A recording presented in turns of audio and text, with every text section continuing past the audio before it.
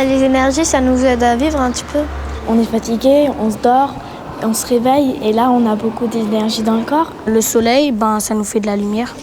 En courant, on produit de l'énergie. Ça sert pour l'électricité. Quand on branche quelque chose, c'est de l'énergie qui passe. On peut l'utiliser quand on regarde la télé, quand on met le radiateur.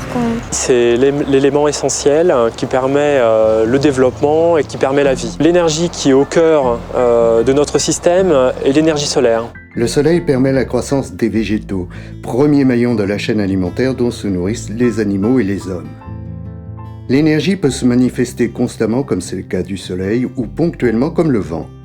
L'énergie peut aussi être produite par l'homme grâce à sa force naturelle. Le mot énergie signifie force en action. L'histoire de l'homme est liée à celle de la maîtrise des énergies. À la préhistoire, l'homme apprend à domestiquer le feu, ce qui lui permet de cuire ses aliments et de se réchauffer. Il utilise aussi sa propre force, ainsi que celle des animaux et des esclaves. Puis l'homme maîtrise les autres éléments de la nature, comme les vents et l'eau. Dès l'Antiquité, il construit des moulins à eau et à vent pour moudre le grain ou pomper de l'eau. Au Moyen-Âge, les moulins marquent la disparition de l'esclavage. Bien plus tard, au XIXe siècle, le bois puis le charbon amorcent la première révolution industrielle. Ce sont des combustibles.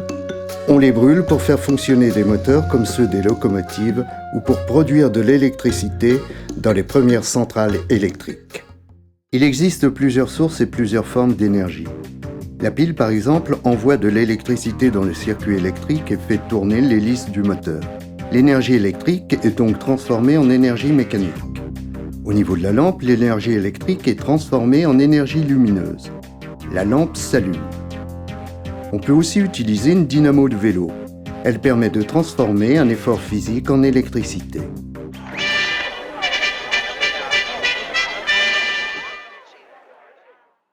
Salut Julien, t'as bien dormi?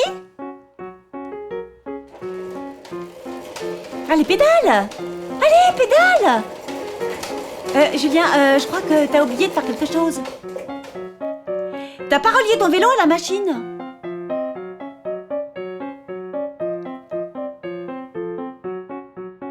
Eh ben voilà! Alors maintenant, la dynamo de ton vélo va enfin pouvoir envoyer du courant dans la machine à café. Et le café coule! Ah oui, mais attends Julien, il faut pédaler un peu plus vite que ça, hein?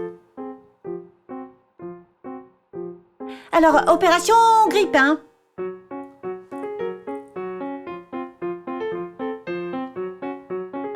Moi, je trouve ça génial, tu vois, tu fais du sport et en plus, tu fabriques toi-même ton électricité. Ah bah oui, faut faire un petit effort, hein, quand même, hein. Je me demande où t'as appris tout ça, Julien? C'est à l'école?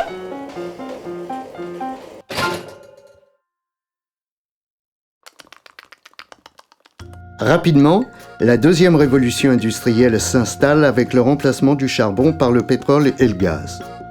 Comme avec le charbon, l'énergie de ces combustibles est transformée en électricité dans des centrales électriques à flammes. Ainsi, au XXe siècle, l'éclairage des villes et des foyers et les transports sont électrifiés. Enfin, la découverte de la radioactivité entraîne la construction de centrales nucléaires dès 1950. Ces centrales sont différentes des centrales à flammes, mais produisent également de l'électricité. Il existe plusieurs sortes de centrales électriques. Elles utilisent différentes sources d'énergie comme le pétrole, le gaz, les matières radioactives et même l'eau ou le vent. Certaines de ces énergies sont renouvelables alors que d'autres ne le sont pas.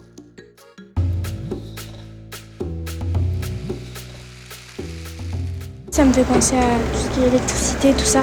C'est quelque chose qui est sous la terre, qu'on utilise pour faire marcher les voitures. Je crois le pétrole. Et si on s'en sert mal, on peut polluer. Le nucléaire, ça produit de l'électricité pour la ville ou le pays.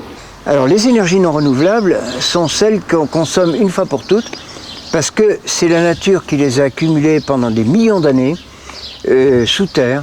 C'est le pétrole, le charbon. C'est aussi dans une certaine mesure l'uranium. Il y a plusieurs centaines de millions d'années, le bassin parisien était recouvert par la mer Et avec la mer, il y avait des tas de petits organismes vivants qui, au fil du temps, se sont décomposés, se sont agglomérés. Et c'est eux qui ont donné naissance à ce pétrole. Donc, quand on cherche du pétrole, on va vers les zones où on sait qu'il y a eu, dans le passé très lointain, une vie organique, c'est-à-dire les mers, les rivières, par exemple. Les premiers producteurs de pétrole sont l'Arabie Saoudite, la Russie et les États-Unis. Une bonne partie du pétrole est exportée. Les principales routes du pétrole partent de l'Arabie Saoudite, mais aussi de l'Afrique et de l'Amérique latine. Le pétrole parcourt la planète avant d'arriver chez nous. Pour extraire le pétrole, il faut creuser un puits et installer une pompe. Le pétrole est ensuite raffiné dans une usine et acheminé par bateau avant d'être distribué.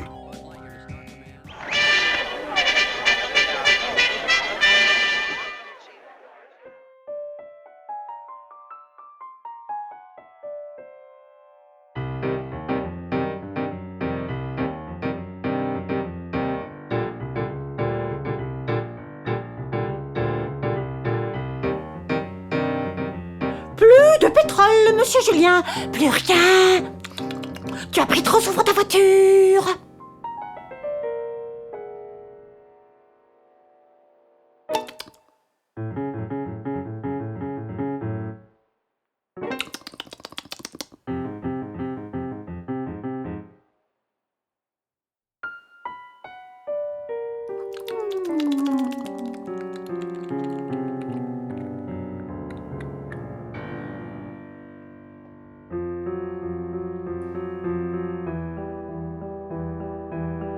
Adieu, Julien. Je pars à la recherche de nouvelles énergies. Quelqu'un doit sauver les hommes et la planète.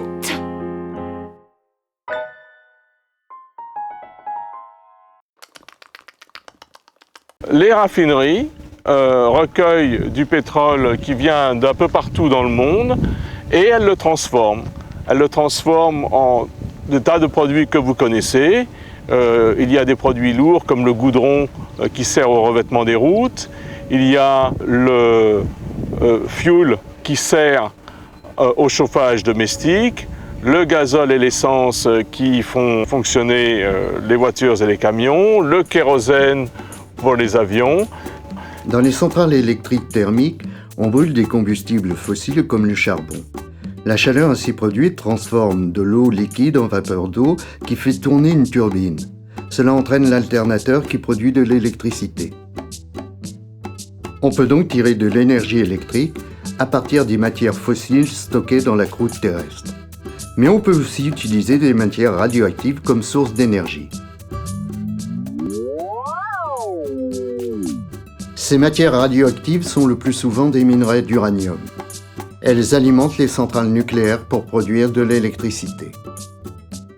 Effectivement, la radioactivité produit de la chaleur. C'est d'ailleurs cet effet qui est utilisé dans les centrales nucléaires. Une centrale nucléaire, c'est un combustible qui va donc, par un phénomène de fission nucléaire, produire de la chaleur. Et cette chaleur est récupérée par de l'eau, une circulation d'eau qui se fait autour.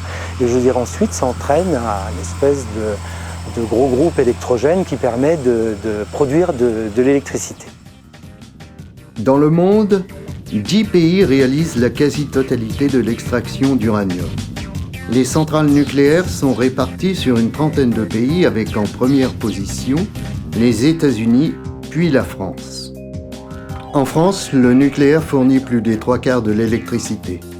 Ce n'est pas le cas dans le reste du monde où le nucléaire est beaucoup moins utilisé. Les énergies sont épuisables. Quoi que l'on fasse, de toute façon, on arrivera certainement un jour à l'épuisement des stocks d'énergie fossile qui sont disponibles sur Terre. Afin de pouvoir continuer à développer nos pays et à développer les pays qui en ont besoin, les solutions énergie renouvelables et la maîtrise des consommations énergétiques semblent être les deux solutions nécessaires pour continuer à vivre harmonieusement.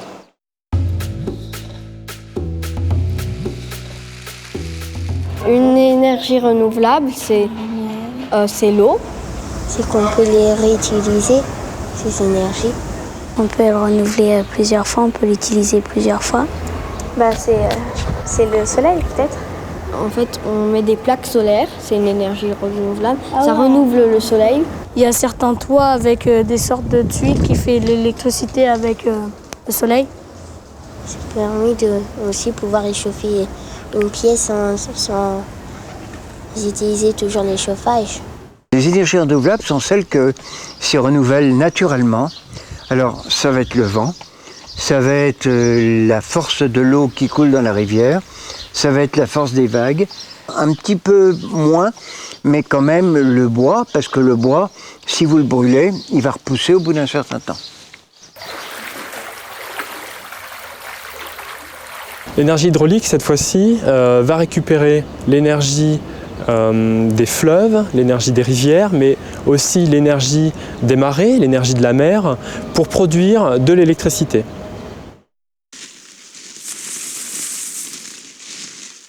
La biomasse, c'est tout ça. C'est les branches, c'est les feuilles, c'est l'herbe. Et qu'est-ce que c'est tout ça? C'est l'énergie solaire qui a permis de combiner le gaz carbonique qui est dans l'air et qui donne tous ces composants et qui stocke de l'énergie. Alors que ce soit la paille, que ce soit l'herbe, que ce soit les branches, que ce soit les bois, tout ça c'est de la biomasse et ça contient de l'énergie. L'énergie éolienne, bien c'est le vent.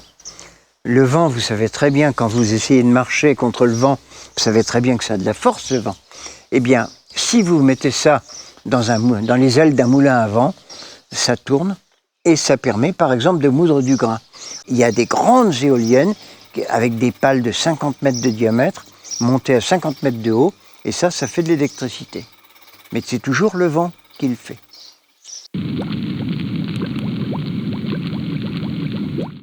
Vous savez que le centre de la Terre est une énorme boule qui est de métal en fusion, qui est à plusieurs milliers de degrés. Donc, à la surface de la Terre, il y a une petite partie qui revient. Et si vous forez, et plus vous forez profond, plus vous aurez de chaleur.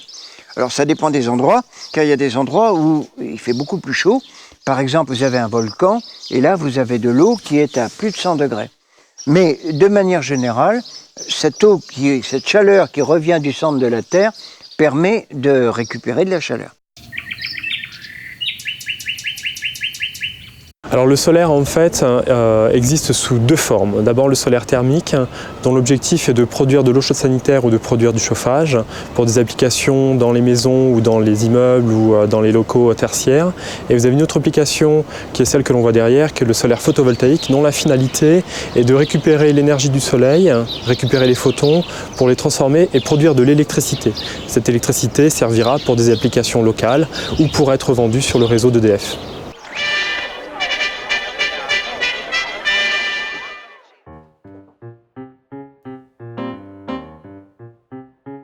Oh, chouette! Il fait beau! Et Julien, tu vas prendre ta douche? Oh, il a dû bien chauffer ton bidon d'eau avec ce soleil. Je peux venir? Oh, elle est bonne! Ah non, alors tu vois, moi... non, avec ce temps-là, moi je sors pas. Hein. Ah non.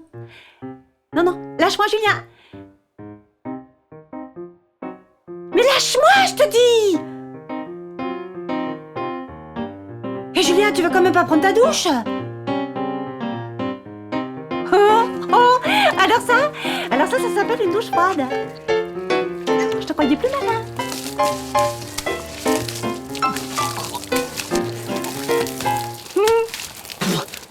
Et Julien, fais marcher un peu ta cervelle. Pas de soleil, pas d'eau chaude?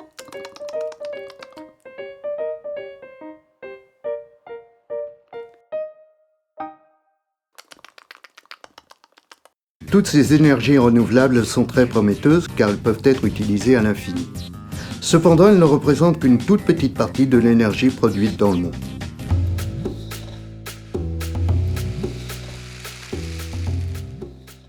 Ceux qui consomment le plus de pétrole, moi je pense que c'est les pays riches. Les États-Unis? La France, l'Allemagne, les États-Unis. L'Amérique, elle consomme plus qu'ici. Il y a d'autres pays qui n'ont pas assez d'argent pour consommer comme nous. Les énergies, la planète les a constituées depuis les origines, depuis longtemps, très très longtemps. Et ces énergies devraient être considérées comme le bien de l'humanité, le bien collectif. Et malheureusement, il y a des gens, il y a des êtres humains qui ont la technologie, etc., qui prélèvent beaucoup d'énergie. Ce sont effectivement les pays les plus riches qui consomment le plus d'énergie. Les États-Unis, la Scandinavie et les Émirats arabes. Ces pays sont aussi les premiers producteurs de pétrole.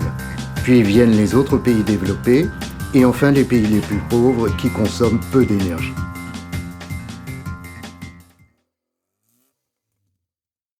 Les énergies les plus consommées aujourd'hui sont les énergies fossiles. C'est à l'issue plus particulièrement du sol, c'est-à-dire tous les produits issus du pétrole, tous les produits issus du charbon et du gaz. En comparaison, les énergies renouvelables ne représentent qu'une infime partie des énergies consommées dans le monde. L'hydroélectrique constitue environ 90% des énergies renouvelables dans le monde. Les autres sources renouvelables, c'est-à-dire la biomasse, l'éolien, la géothermie et le solaire, représentent en tout seulement 10%.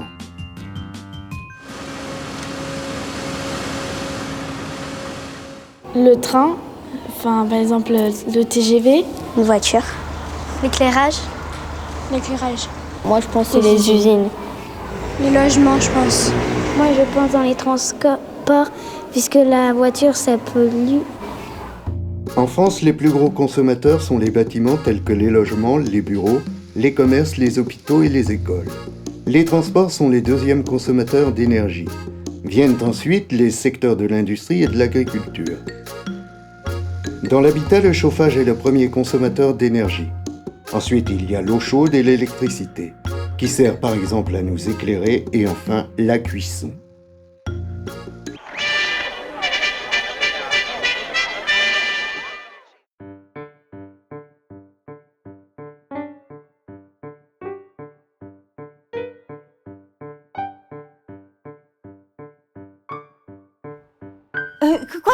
Qu'est-ce qui se passe, Julien? Attends, mais je dormais, moi, là. Non, mais attends, pourquoi t'allumes tout comme ça, Julien? Il se croit à Versailles, mon maître. Bah, qu'est-ce qu'il y a, tu sors? Ah non, attends, tu vas pas encore partir en laissant tout allumé, Julien. Mais non, et ta facture d'électricité, t'y penses? Julien! Julien! Mais... il se prend pour le roi Soleil. Les consommations d'énergie des citoyens dans le monde occidental ont tendance à augmenter. Malgré les efforts à faire pour arriver à un meilleur partage des ressources d'énergie sur l'ensemble des citoyens du monde, les consommations dans nos pays riches est plutôt en augmentation. Toutefois, les énergies renouvelables permettent d'amortir un petit peu cette augmentation.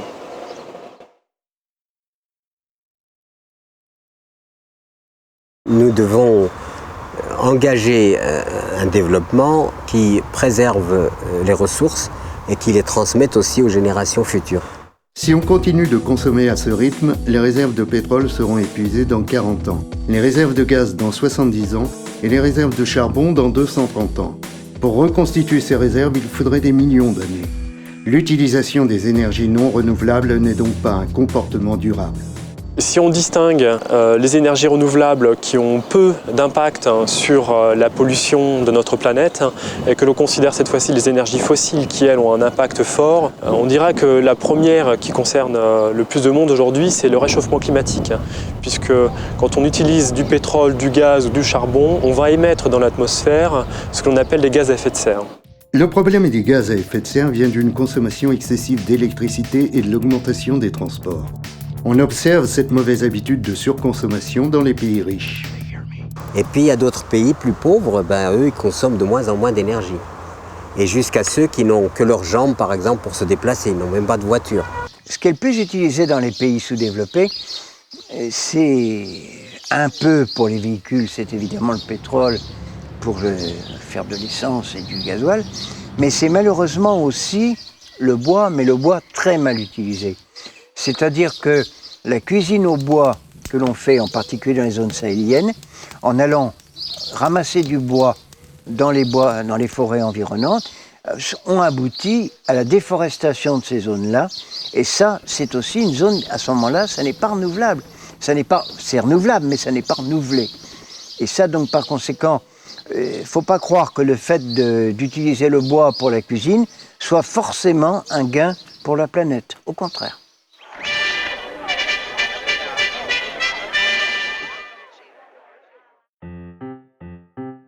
Faire du feu de cheminée en plein été, non mais quel gâchis quand même.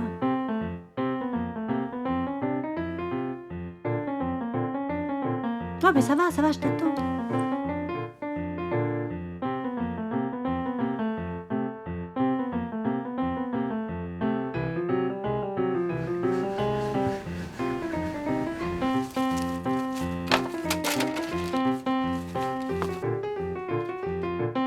Et voilà, il adore ça Julien, aller couper du bois.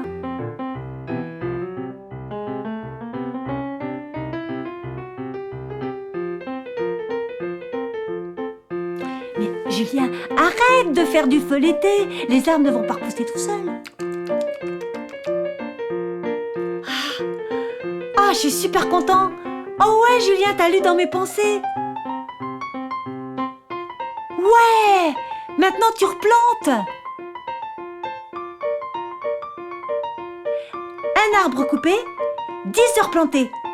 C'est ça qui devrait être la règle. On fait du bon boulot tous les deux. Le nucléaire donne des déchets qui ont des durées de vie de plusieurs dizaines de millions d'années. Alors ça, c'est pas évident de les stocker. On les stocke, mais qui peut garantir qu'on saura encore ce qu'on a stocké dans 1000, 2000, 3000 et 10 000 ans? Or, dans 10 000 ans, ce sera encore dangereux. Et c'est ça le drame. Il y a aussi des risques de fuite et d'explosion, comme lors de la catastrophe de la centrale de Tchernobyl. Cependant, nous avons progressé dans la gestion des risques, notamment dans le stockage des déchets. L'idée, c'est de faire en sorte que pendant tout le temps où ces déchets sont encore actifs, bien qu'ils puissent être confinés pour qu'on ne retrouve pas la radioactivité contenue dans l'environnement et donc accessible à l'homme, soit de façon directe, soit de façon indirecte, par les plantes, par l'eau. Le principe, encore une fois, c'est de confiner la nuisance, la radioactivité contenue, et ceci par la mise en place de plusieurs barrières entre le déchet et l'homme. Les énergies renouvelables peuvent être utilisées de façon durable. Elles ne s'épuisent pas et émettent très peu de gaz à effet de serre. Elles aident donc à lutter contre le réchauffement climatique, mais elles ont aussi des impacts environnementaux. Les énergies renouvelables présentent aussi des problématiques en termes de pollution, mais qui sont beaucoup moins importants que ceux liés aux énergies fossiles. On dira que les principales causes de pollution sont des pollutions visuelles. C'est principalement le cas des éoliennes. Toutefois, il est important de retenir que ces pollutions sont mineures par rapport à la nécessité qu'il y a de les développer.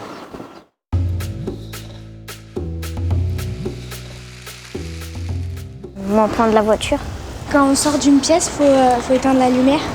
On peut souvent les vélos. Les accords de Kyoto sont des accords internationaux qui permettent pour l'ensemble des pays adhérents de travailler à la réduction de leurs émissions de gaz à effet de serre. Certains pays votent des lois pour récompenser les personnes qui achètent les voitures les moins polluantes.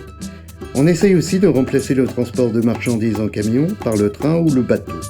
Les villes cherchent à favoriser les transports en commun ou la construction de quartiers écologiques. Par exemple, à 200 mètres, il y a par exemple la poste. Il vaut mieux y aller à pied qu'en voiture.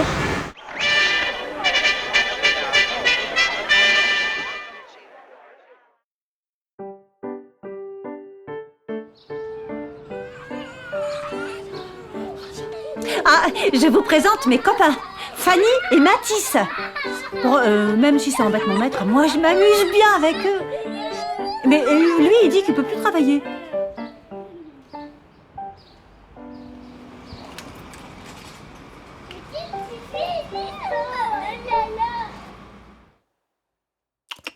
Eh ben, Julien, où tu vas? Tu nous laisses?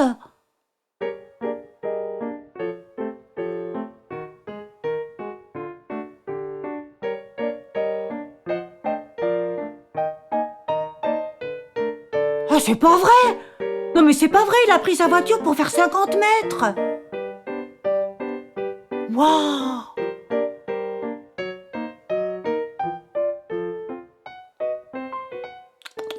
Il aurait mieux fait d'y aller à pied pour faire un peu de sport.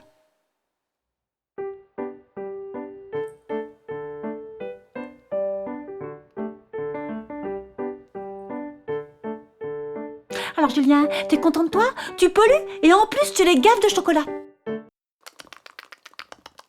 C'est comme si on était dans un bateau et qu'il y a les vivres pour vivre sur le bateau et qu'il n'y en a que quelques-uns qui prennent beaucoup plus que ce qui leur est nécessaire et laissent les autres évidemment avec moins de biens.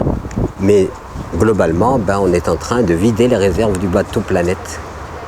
Les énergies renouvelables, on les a tout le temps, que non renouvelables, il n'y en aura plus et tout ça, donc c'est pour ça qu'on peut plus consommer des énergies renouvelables. L'énergie la moins chère est celle que l'on ne va pas consommer. Ainsi, il est nécessaire tous au quotidien, que l'on soit un particulier, que l'on soit un industriel, que l'on soit une collectivité, une mairie, de travailler pour baisser au maximum les consommations énergétiques. Ce qui aujourd'hui est en train de ruiner la planète, c'est pas de répondre aux besoins de chaque être humain. C'est en fait de vouloir avoir toujours plus.